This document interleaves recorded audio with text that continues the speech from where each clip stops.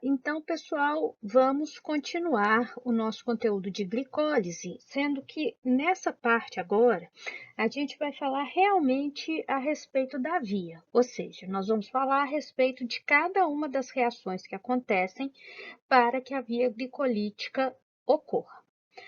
A glicólise, como eu já disse, ela constitui na quebra da molécula de glicose com 6 átomos de carbono em 2 moléculas de piruvato, cada uma com 3 átomos de carbono cada. Essa via, ela é uma via linear, ou seja, ela de fato é uma via metabólica, a gente parte de um produto inicial e chega a um produto final que é diferente disso que entrou aqui no começo, e ela vai acontecer em 10 reações, cada uma catalisada por uma enzima diferente. A via glicolítica, ela é uma via citosólica. Ela acontece no citosol de células, tanto procarióticas quanto eucarióticas. E a via glicolítica é dividida em 2 fases.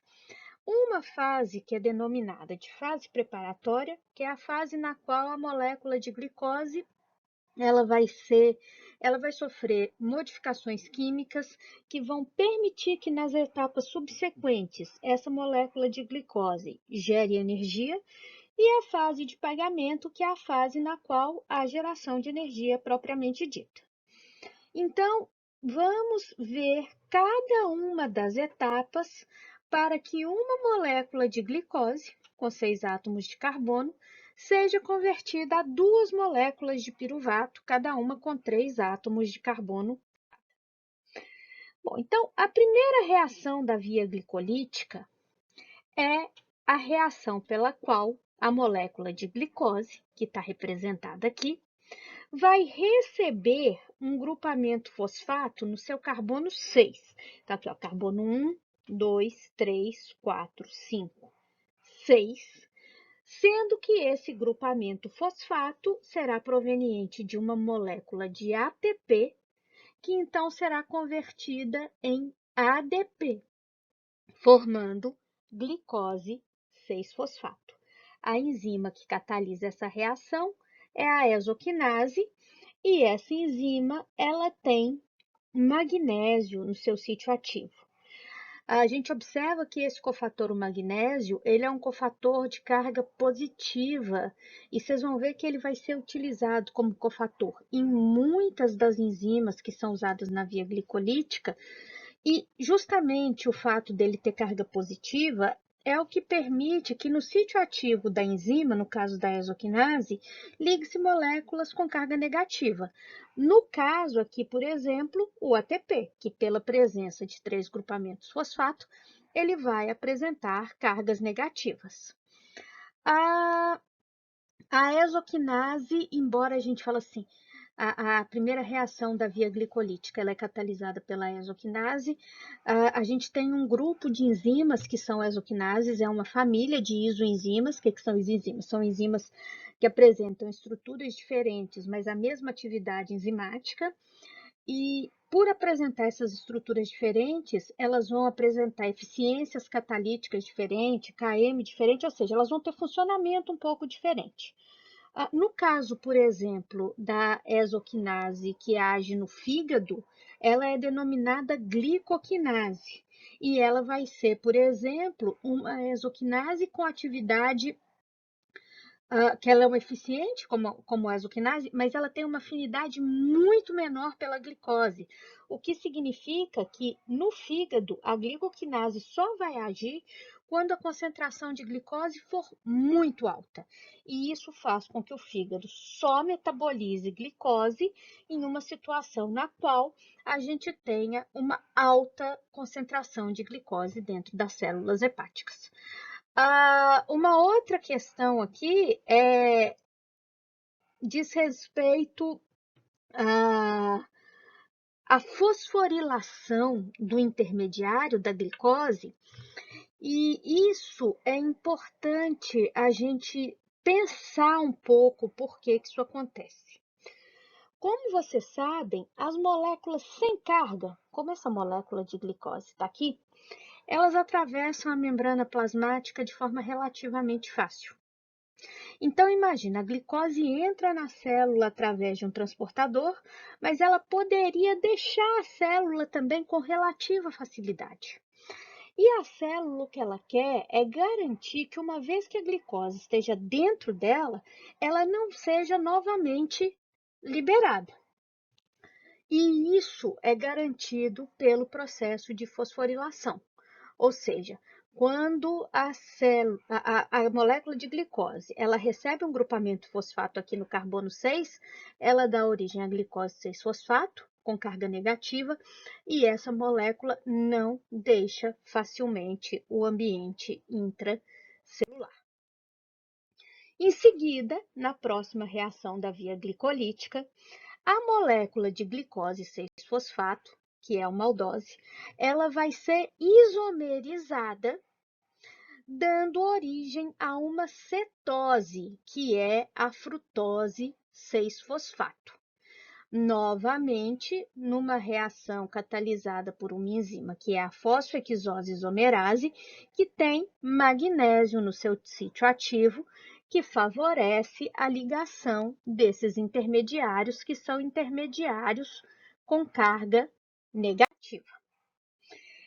E a frutose 6-fosfato formada, então, vai receber mais uma vez um grupamento fosfato, novamente um grupamento fosfato proveniente de uma molécula de ATP, só que esse grupamento fosfato vai se ligar aqui ao carbono 1 da frutose, dando origem à frutose 1,6-bifosfato. E essa reação ela é catalisada por uma enzima muito importante na via glicolítica, que é importante a gente gravar, porque ela é a principal enzima reguladora da via, que é a fosfofrutoquinase 1. Para que essa reação aconteça, de novo aqui, a gente transfere fosfato de um ATP para um ADP. Então, gente, olha qual que é importante observar, que até aqui, na via glicolítica, nós tivemos duas reações nas quais houve gasto de energia, porque nós gastamos moléculas de ATP. Na primeira reação, catalisada pela exoquinase, e na terceira reação, catalisada pela fosfofrutoquinase 1. E essa frutose 1,6-bifosfato, então, ela será quebrada, dando origem a duas moléculas, cada uma com 3 átomos de carbono, a dihidroxiacetona fosfato e o gliceraldeído 3-fosfato, numa reação catalisada por uma enzima denominada aldolase. Dessas duas moléculas com 3 átomos de carbono formadas, a gente tem que nas próximas etapas da via, quem pode seguir é o gliceraldeído 3-fosfato. Quer dizer, então, que a gente vai perder esses 3 átomos de carbono aqui da dihidroxiacetona fosfato? Não, a gente não vai perder esses 3 átomos de carbono da dihidroxiacetona fosfato. O que vai acontecer é que numa quinta reação, a dihidroxiacetona fosfato, ela será isomerizada, dando origem a gliceraldeído 3-fosfato, por uma enzima que é a triose fosfato isomerase. De forma que ao final dessa quinta reação, nós temos formadas duas moléculas de gliceraldeído 3-fosfato. E essa etapa da via glicolítica que eu mostrei, que vai até a quinta reação, é o que nós chamamos de fase preparatória da via glicolítica. Essas duas moléculas de gliceraldeído 3-fosfato, então, vão seguir para a próxima reação, que já é fase de pagamento da via glicolítica. Então, daqui para frente, tudo que eu mostrar que está acontecendo, vai estar acontecendo duas vezes, uma vez com cada molécula de gliceraldeído 3-fosfato. Importante a gente ter isso em mente, porque isso vai ser importante lá no final, quando eu for falar a respeito do balanço da via glicolítica. Então, na primeira reação da fase de pagamento, as moléculas de gliceraldeído 3-fosfato, elas vão sofrer uma reação de fosforilação oxidativa. Ou seja, ao mesmo tempo, o gliceraldeído 3-fosfato doará elétrons ao NAD, formando NADH, e ele receberá um grupamento fosfato que se ligará aqui ao carbono 1, formando então um 3-bifosfoglicerato. Importante a gente ver aqui o quê? Que esta reação de fosforilação, o grupamento fosfato é proveniente de um fosfato inorgânico e não de uma molécula de ATP. Então, nesse ponto aqui, eu faço a fosforilação sem que haja gasto de energia. E aqui forma-se NADH. E por que que esse NADH aqui é tão importante? Porque vocês vejam, para essa reação da via glicolítica aqui acontecer, eu tenho que ter NAD, porque o NAD vai ser o aceptor de elétrons dessa reação de óxido-redução aqui. O NAD, como eu expliquei para vocês, ele é proveniente de uma vitamina. Então, isso quer dizer que a gente tem que obter essa vitamina da dieta e dessa forma nós temos um estoque limitado de NAD dentro do nosso corpo. Quando eu formo NADH, eu estou gastando o NAD que eu tenho. Então, se vocês imaginam que a reação da via glicolítica vai acontecendo, vai acontecendo, vai acontecendo, vai chegar num ponto que todo o meu NAD oxidado vai ter sido convertido em NAD reduzido. Eu não terei mais NAD na sua forma oxidada e essa reação não aconteceria mais e a via glicolítica seria bloqueada. Isso não pode acontecer. Então, o que a gente sabe é que, de alguma forma, o NAD oxidado ele tem que ser regenerado. E isso acontece como?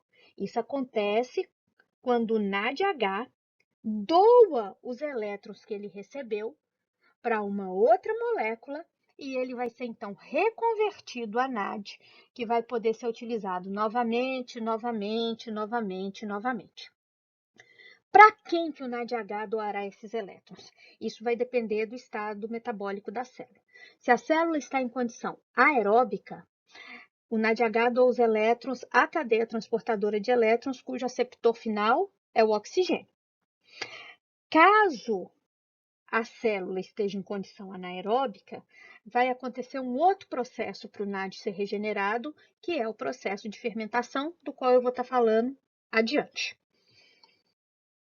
Depois disso, então, essa molécula de um 3-bifosfoglicerato, ela vai doar, ela vai transferir um grupamento fosfato, o grupamento fosfato aqui do carbono 1, a uma molécula de ADP, formando 3-fosfoglicerato e uma molécula de ATP. Lembrando que isso está acontecendo duas vezes, então nós estamos formando aqui 2 ATPs a partir de uma molécula de glicose, numa reação catalisada pela fosfoglicerato quinase. Essa é a primeira reação da via glicolítica, na qual eu tenho formação direta de energia na forma de ATP. E o 3-fosfoglicerato, pela ação da fosfoglicerato mutase, ele será isomerizado, ou seja, esse grupamento fosfato que está aqui no carbono 3 vai ser removido. Um grupamento fosfato será adicionado aqui ao carbono 2, formando 2-fosfoglicerato. E esse, numa reação que é catalisada pela fosfoglicerato mutase. E o 2-fosfoglicerato, então, ele é desidratado. Sai uma hidroxila do carbono 3, um hidrogênio do carbono 2, então sai uma molécula de água, dando origem a fosfoenolpiruvato, numa reação catalisada pela enolase. E este fosfoenolpiruvato, então, tem seu grupamento fosfato transferido ao ADP, formando ATP e piruvato, que é o produto final da via glicolítica em uma reação catalisada pela piruvato quinase. Nessa reação aqui, então, nós temos novamente formação de energia na forma de duas moléculas de ATP, porque isso aqui está acontecendo duas vezes. Então, pessoal, sinteticamente, a gente pode dizer que na fase preparatória a gente vai ter a fosforilação da glicose no carbono 6, formando glicose 6-fosfato, que será isomerizada à frutose 6-fosfato. A frutose 6-fosfato será fosforilada no carbono 1, gerando frutose 1,6-bifosfato, e essa molécula de frutose 1,6-bifosfato é clivada, gerando duas moléculas com 3 átomos de carbono cada, gliceraldeído 3-fosfato e dihidroxiacetona fosfato. A molécula de dihidroxiacetona fosfato é isomerizada, dando origem a mais uma molécula de gliceraldeído 3-fosfato, então formando ao final da fase preparatória duas moléculas de gliceraldeído 3-fosfato. Lembrando que os grupamentos fosfato provenientes aqui dessas moléculas aqui, da glicose 6-fosfato, esse grupamento fosfato que foi adicionado ao carbono 6, e esse grupamento fosfato aqui que foi adicionado ao carbono 1 da frutose 6-fosfato, eles são provenientes de moléculas de ATP, significando que na fase preparatória da glicólise a gente tem gasto de energia para preparar a molécula para que em reações subsequentes possa haver produção de energia. E na fase de pagamento, a gente vai ter uma outra fosforilação das moléculas de gliceraldeído 3-fosfato, mas dessa vez sem gasto de energia, porque o doador de grupamento fosfato será o fosfato inorgânico. E a gente vai ter, na fase de pagamento, duas reações nas quais a formação de ATP. Quando um 3-bifosfoglicerato transfere um grupamento fosfato para o ADP, formando ATP e 3-fosfoglicerato, e quando o fosfenolpiruvato transfere um grupamento fosfato para um ADP, formando ATP e piruvato. Essas reações nas quais a gente tem formação de ATP, elas são chamadas de reação de fosforilação ao nível do substrato. Na fase de pagamento, nós também temos formação de duas moléculas de NADH e nós temos também a formação, ao final, de duas moléculas de piruvato. Então, nós vamos ficar por aqui, nessa nossa aulinha. Vocês viram as reações da via glicolítica. Um aspecto que eu quero ainda destacar é que vocês viram que em cada uma das reações eu mostrei a variação de energia livre. Variação de energia livre me fala da tendência da reação de acontecer. Aí vocês podem me dizer, mas professor, algumas das reações não têm tanta tendência a acontecer. É verdade. Se a gente olhar cada reação individualmente, vai ter reação que tem pouca tendência a acontecer na natureza. No entanto, a gente tem que entender que quando temos uma via metabólica, o que vale é a variação de energia livre da via, porque a variação de energia livre de uma reação, ela pode arrastar as reações que estão antes dela, fazendo com que a via ocorra. Nós vimos qual é o resultado da fase preparatória e da fase de pagamento, e nas nossas próximas aulas, a gente vai estar falando um pouco mais detalhadamente a respeito de como que essa via é regulada, qual o produto final da via glicolítica, o que vai acontecer com aquele NADH. Então, muito obrigada pela atenção e até a nossa próxima aula.